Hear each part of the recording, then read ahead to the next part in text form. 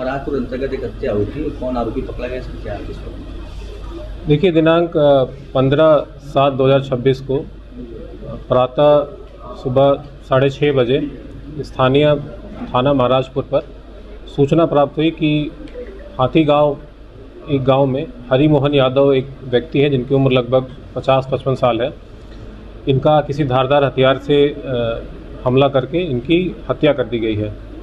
तत्काल मौके पर स्थानीय पुलिस पहुंची, वरिष्ठ अधिकारी पहुंचे, मैं भी वहां मौके पर गया था।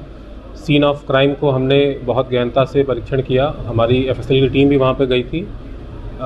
वहां पे काफ़ी ज़्यादा ब्लड पड़ा हुआ था, साथ में कई खाने के पत्तल पड़े हुए थे, शराब की बोतल पड़ी हुई थी वहाँ पे मौके पर।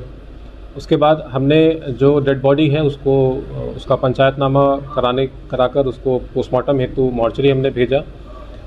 उसके बाद जो तहरीर हमारी उनके परिजनों से प्राप्त हुई, तत्काल उस तहरीर पर हत्या का मुकदमा पंजीकृत हुआ और फिर हमारी पूरी टीम इस घटना को वर्कआउट करने में लग गई। इस घटना का जो आरोपी है धर्मेंद्र उर्फ छोटू, इसको पुलिस ने गिरफ्तार किया।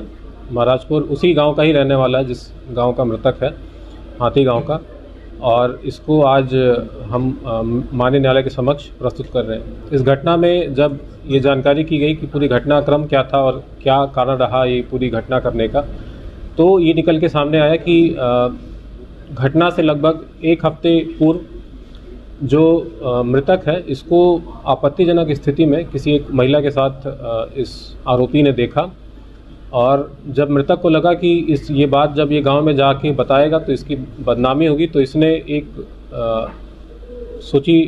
प्लान बनाया और इसने ये खबर फैला दी गांव में कि इसने मेरे 900 रुपये चोरी कर लिए।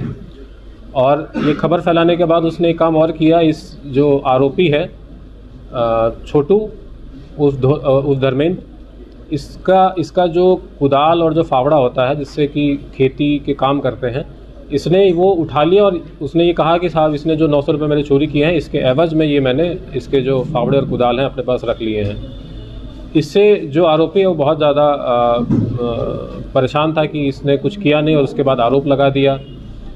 और इसको जब ये मौका मिला, जिस दिन की घटना है उस दिन इसको बहुत अच्छा मौका मिला कि जो मृतक है बिल्कुल शराब के नशे में था और जिनके साथ इसने पार्टी वार्टी किए थे वो सब वहाँ से चले गए।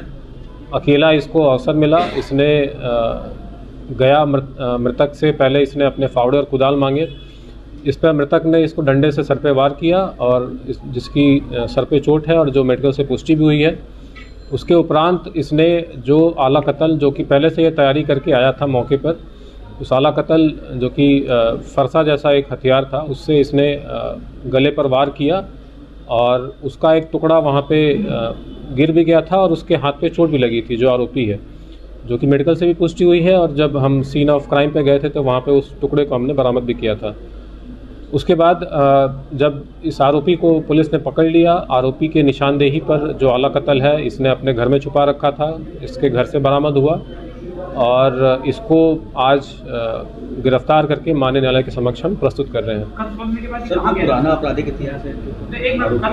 देखिए, इसका अभी पुराना कोई आपराधिक इतिहास नहीं है और इसने घटना कारित करने के बाद अपने परिवार के साथ ये अपने ससुराल भाग गया। और जब ये सुबह जब ये घटना करके वापस आया था तो इसी के एक दोस्त ने इसको इसके हाथ पे जो चोट लगी थी, उसके हाथ से ब्लड निकल रहा था, उसके हाथ में आला कत्ल भी था जिसपे पूरा ब्लड से वो लथपथ था आला कत्ल। इसके दोस्त ने देखा था और इसी को जब हमने डेवलप किया तो ये पूरी घटना का खुलासा हुआ। तो वर्कआउट करने के लिए हमारी टीम जो महाराजपुर की है, हमारी सर्विलांस टीम, इनको 25,000 रुपये का इनाम भी दिया जा रहा है।